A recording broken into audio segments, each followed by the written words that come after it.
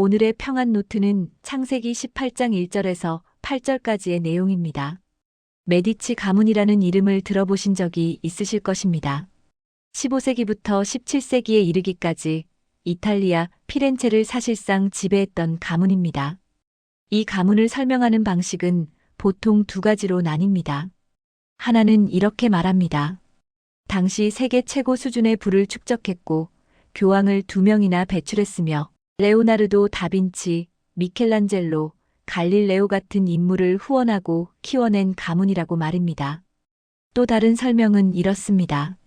중세의 낡은 질서를 마감하고 르네상스라는 새로운 시대를 여는데 결정적 역할을 한 가문. 무려 350년 동안 유럽의 흐름을 바꾼 위대한 가문이라는 평가입니다.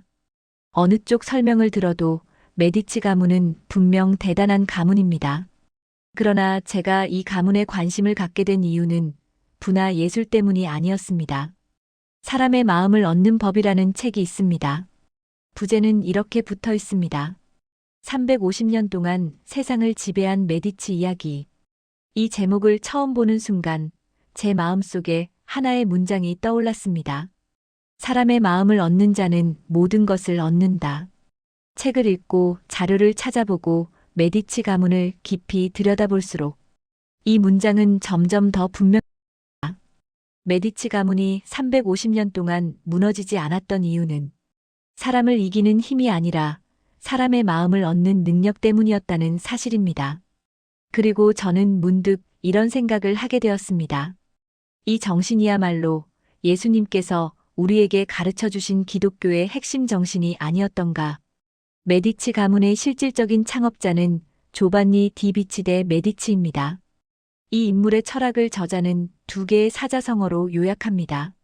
첫 번째는 유약겸하입니다. 약하고 부드러우며 겸손하여 스스로를 낮춘다는 뜻입니다. 메디치 가문에는 이런 가훈이 있었습니다. 유능함을 드러내지 말라. 앞에 나서지 말고 몸을 낮추라. 조용히 처신하라. 능력이 없어서가 아니라 능력이 있어도 드러내지 않는 것.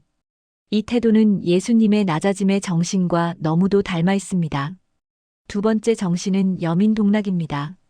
백성과 즐거움을 함께 나눈다는 뜻입니다. 메디치 가문은 늘 시민들의 눈높이에 시선을 맞추었습니다. 사람들이 무엇을 원하는지, 무엇을 불편해하는지, 무엇이 정말 필요한지를 살폈습니다. 이 가문이 말하는 옳은 일이란 이익이 되는 일이 아니라 사람들에게 유익이 되는 일이었습니다. 사람들에게 필요하다면 손해를 보더라도 추진했고 돈이 되더라도 사람들에게 유익하지 않다면 과감히 포기했습니다. 아부가 아니라 진심으로 함께 기뻐하는 태도. 이것이 여민동락의 정신이었습니다. 이 대목을 읽으면서 제 머릿속에서 계속 떠나지 않던 장면이 하나 있었습니다. 마가복음 3장에 나오는 안식일에 손 마른 사람을 고치시는 예수님의 모습입니다. 그날은 안식일이었습니다. 바리새인들은 예수님을 고발하기 위해 두 눈을 부릅뜨고 지켜보고 있었습니다. 예수님은 그 사실을 모르지 않으셨습니다.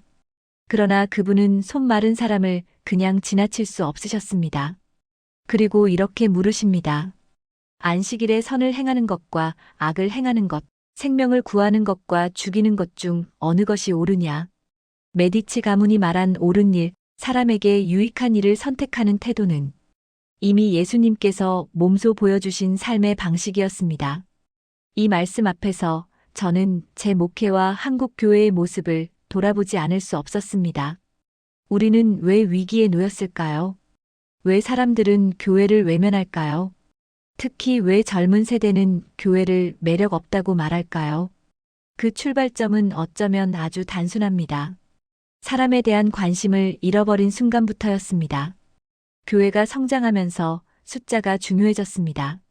사람보다 통계가 앞서고 영혼보다 규모가 더 주목받기 시작했습니다. 숫자에 집착하는 순간 사람은 숫자로만 보이기 시작합니다. 제가 목회를 하면서 깨달은 사실이 있습니다. 사람을 숫자로 보기 시작하는 순간 사람을 사랑하기는 거의 불가능해진다는 사실입니다. 저 역시 그 아픔에서 자유롭지 않습니다. 많은 일을 이루었지만 떠나간 사람들의 얼굴이 자꾸 떠오릅니다. 그 한 사람 한 사람을 정말 온전히 환대하지 못했던 순간들이 제 마음에 병처럼 남아 있습니다. 오늘 본문은 창세기 18장입니다. 하나님께서 아브라함에게 나타나십니다. 그러나 매우 독특한 방식으로 나타나십니다. 나그네의 모습으로, 그것도 가장 더운 한낮에 나타나십니다. 이 장면을 이해하려면 바로 앞 장면을 함께 보아야 합니다. 아브라함은 막 할례를 받았습니다. 언약의 표를 받은 직후였습니다. 그리고 하나님은 아브라함에게 찾아오십니다. 그가 진짜로 변화되었는지, 사람을 어떻게 대하는지를 보시기 위해서입니다. 신약은 할례를 마음의 할례라고 말합니다.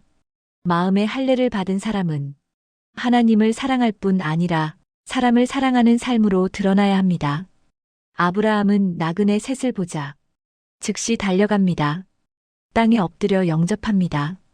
급히 떡을 준비하고 급히 송아지를 잡고 온 정성을 다해 섬깁니다. 그는 하나님인 줄 몰랐습니다. 그러나 하나님은 그 태도를 보셨습니다. 오늘 우리에게도 동일한 질문이 주어집니다. 우리는 사람을 어떻게 대하고 있는가?